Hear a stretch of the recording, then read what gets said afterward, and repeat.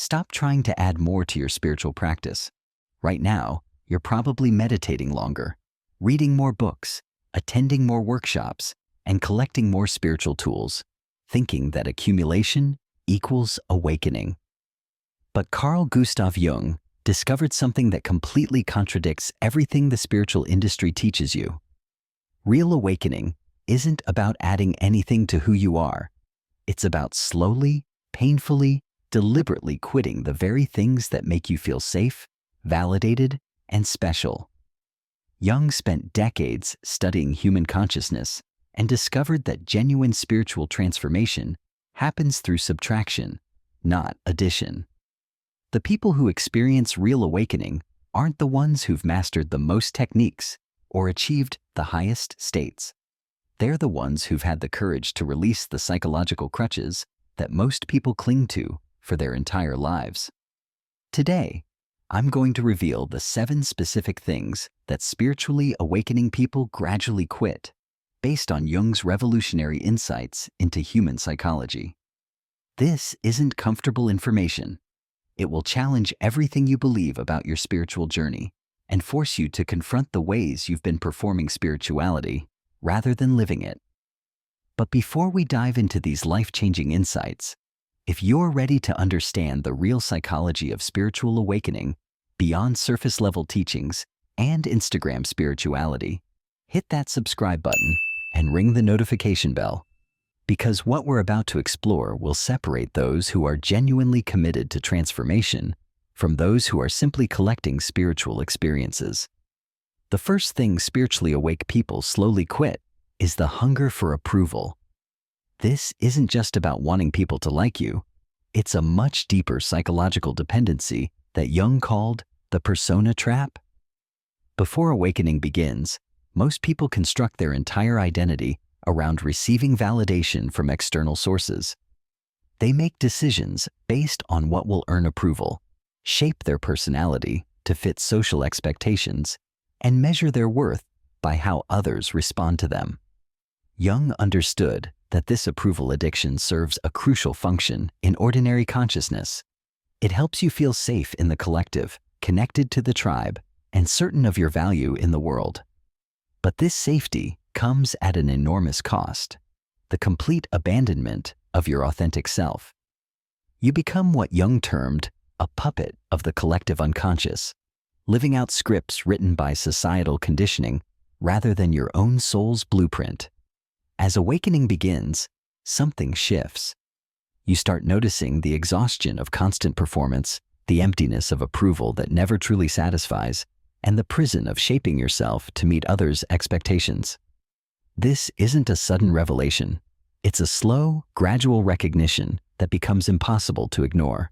You begin to see how much energy you've been expending to maintain an image that isn't even real.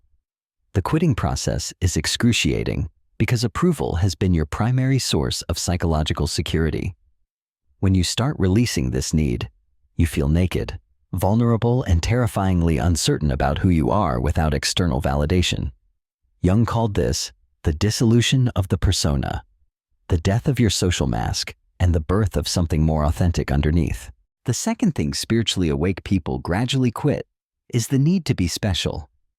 This might be the most difficult pattern to recognize because it disguises itself as spiritual seeking itself. Jung discovered that many people pursue awakening not to transcend the ego, but to create what he called the inflated ego, a spiritualized version of superiority that's even more insidious than ordinary narcissism. The need to be special manifests in countless ways on the spiritual path. You collect experiences, insights, and abilities that prove you're different from ordinary people. You pride yourself on seeing what others can't see, knowing what others don't know, or having access to spiritual dimensions that others haven't reached. You might position yourself as the wounded healer, the chosen one, the awakened being in a world of sleepers. Jung understood this pattern intimately because he struggled with it himself during his own psychological crisis. He recognized that the psyche has a powerful drive toward what he called individuation, becoming a unique individual. But this drive can be hijacked by the ego and turned into spiritual narcissism. The ego takes the legitimate longing to fulfill your unique purpose and corrupts it into a need to be better than, more evolved than, or more special than others. What makes this pattern so difficult to quit is that it provides enormous psychological rewards. Being special gives you a sense of significance in a vast, indifferent universe. It protects you from the terror of ordinariness, the fear of being just another human among billions. It provides a narrative that makes your suffering meaningful and your struggles heroic. As genuine awakening deepens, you begin to see through this need for specialness. You recognize that your spiritual experiences, insights, and abilities don't make you superior. They make you more responsible. You understand that everyone is walking their own path of awakening, and yours isn't more important or more advanced than anyone else's.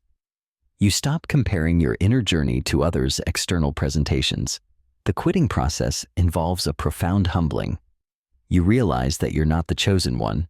Everyone is chosen. You're not uniquely wounded. Everyone carries trauma. You're not specially gifted. Everyone has access to the same consciousness. This recognition doesn't diminish your worth. Paradoxically, it reveals your true value. Jung called this the psychological descent, the willingness to become ordinary in service of becoming genuinely authentic. What emerges after releasing the need to be special is what Jung termed true individuation, becoming uniquely yourself, not because you're better than others, but because you're finally real.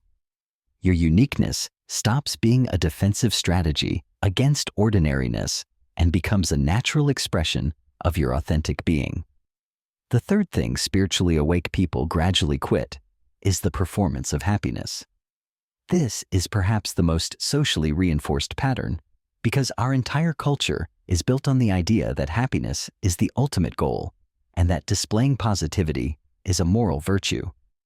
But Jung discovered that this relentless pursuit and performance of happiness is actually a defense mechanism against the deeper, more authentic experiences of being human.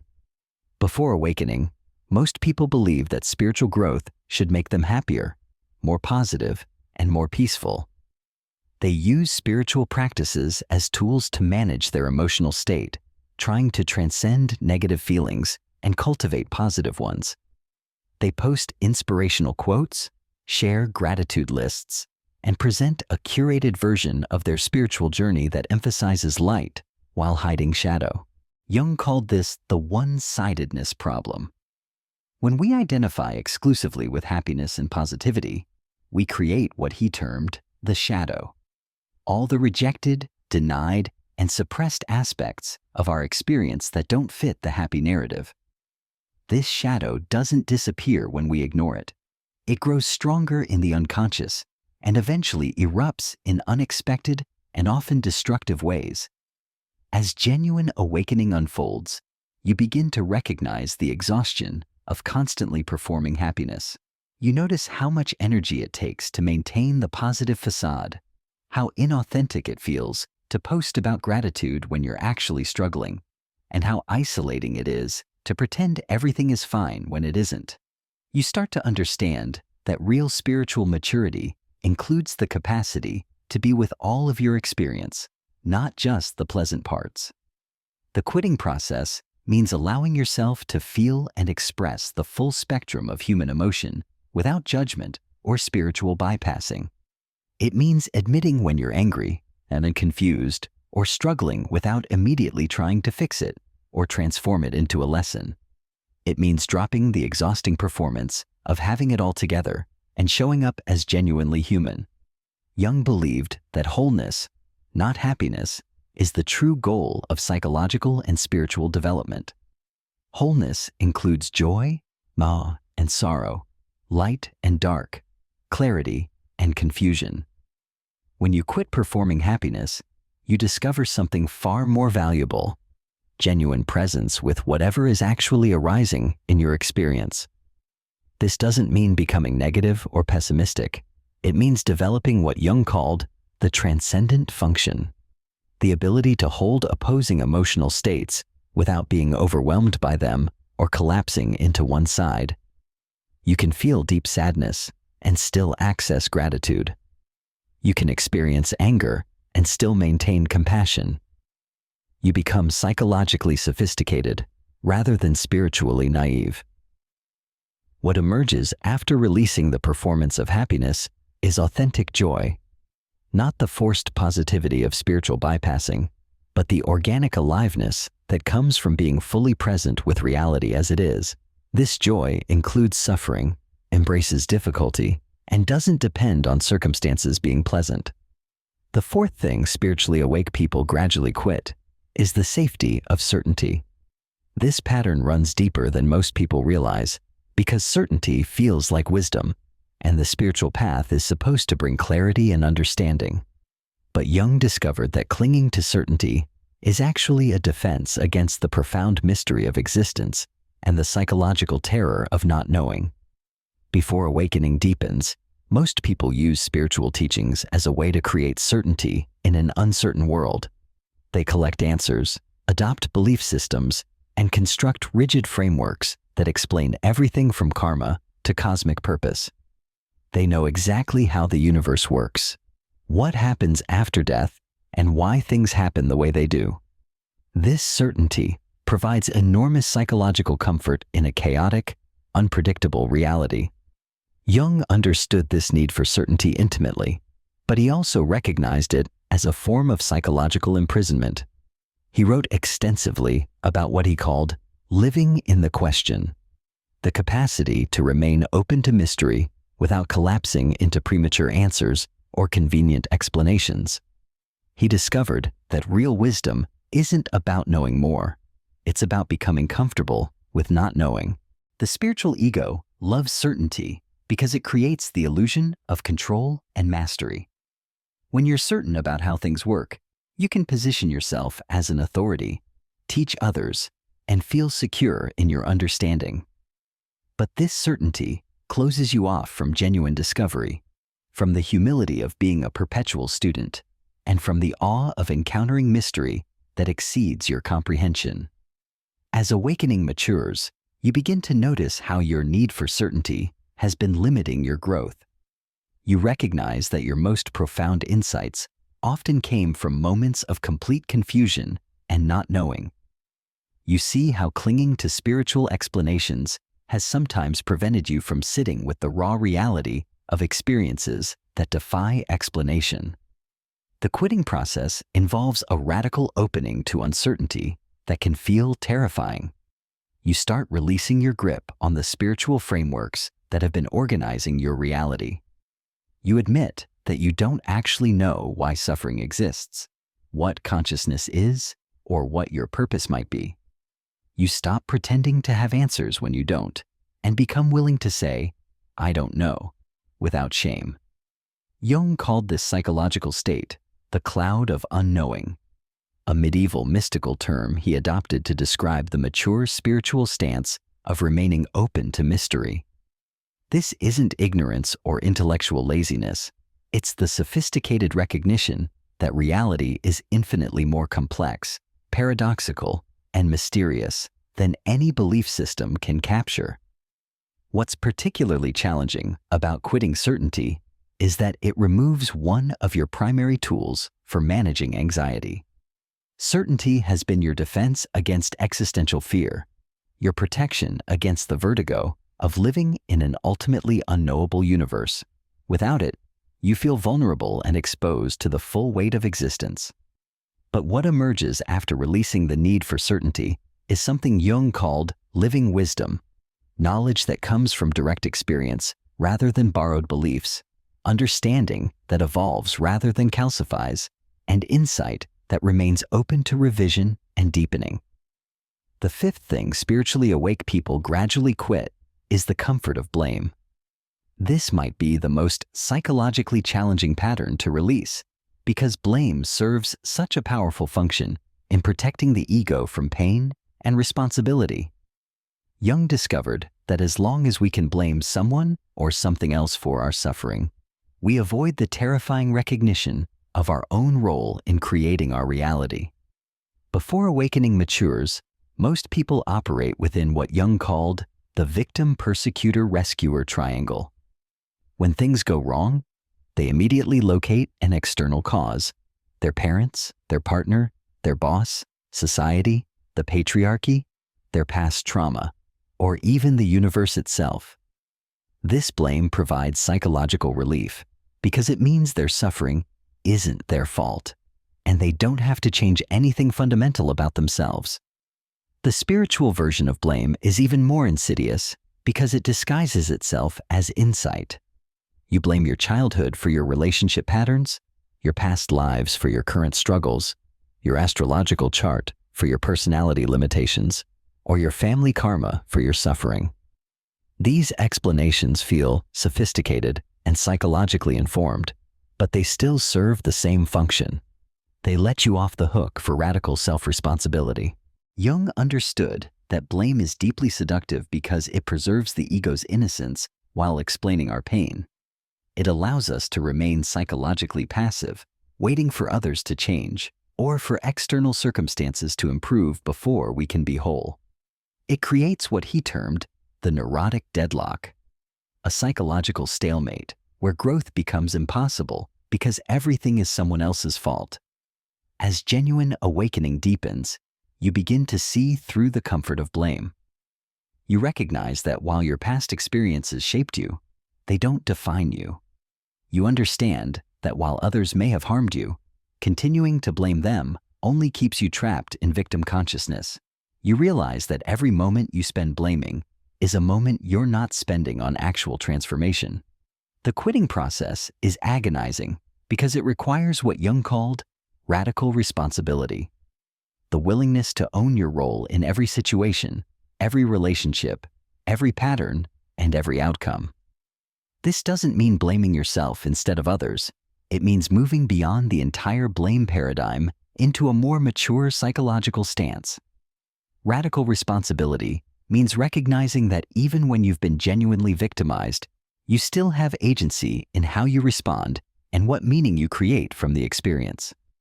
It means understanding that your healing isn't dependent on others acknowledging their harm or making amends. It means accepting that you are the primary author of your life story, not a character in someone else's narrative. If you're still watching and absorbing these challenging truths about the spiritual path, you're clearly committed to real transformation rather than comfortable illusions. Make sure you subscribe and hit that notification bell because we're going to continue exploring the psychological depths that most spiritual teachers avoid. Your awakening depends on understanding these uncomfortable realities. What emerges after releasing blame is what Jung called psychological adulthood, the capacity to meet life on its own terms without requiring it to be fair, just, or kind. You stop waiting for apologies, for recognition, or for circumstances to change before you can move forward. The sixth thing spiritually awake people gradually quit is the luxury of spiritual bypassing. Jung didn't use this exact term, but he understood the phenomenon deeply. The tendency to use spiritual concepts and practices to avoid dealing with unresolved psychological wounds, uncomfortable emotions, and challenging interpersonal dynamics. This might be the most prevalent pattern in modern spirituality and the most difficult to recognize in yourself. Spiritual bypassing shows up in countless ways. You use meditation to avoid feeling your anger. You invoke concepts like everything happens for a reason to bypass grief. You talk about forgiveness to avoid setting boundaries. You focus on raising your vibration instead of addressing your relationship problems. You preach about oneness while avoiding genuine intimacy. You cultivate detachment to escape accountability. Jung would identify this as what he called the transcendent defense, using higher consciousness as a way to escape lower consciousness rather than integrating it. He understood that real psychological development requires what he termed descensus ad inferos, the descent into hell, the willingness to go down into the messy, painful, uncomfortable depths of human experience before you can genuinely transcend them. The problem with spiritual bypassing is that it looks and feels like spiritual progress. You're meditating daily, reading spiritual texts, attending workshops, and using all the right language. But underneath the spiritual performance, the original wounds remain unhealed. The difficult emotions stay suppressed, and the behavioral patterns continue unchanged. You've built a beautiful spiritual structure on a foundation of unprocessed pain. As awakening becomes more authentic, you begin to see through your own bypassing strategies. You recognize the moments when you're using spiritual concepts to avoid difficult conversations, uncomfortable feelings, or necessary confrontations. You notice how you've been transcending instead of integrating, ascending instead of descending, spiritualizing instead of humanizing. The quitting process requires what Jung called the integration of the shadow, the willingness to bring everything you've been avoiding into conscious awareness and work with it directly. This means feeling your anger fully instead of immediately forgiving. It means grieving your losses completely instead of finding silver linings. It means expressing your needs clearly instead of pretending you're beyond needing anything. This integration work is messy, unglamorous, and deeply humbling. It often requires therapy, honest conversations, boundary setting, and confronting people and patterns you've been avoiding. It means admitting that despite all your spiritual work, you're still human with human needs, human wounds, and human limitations.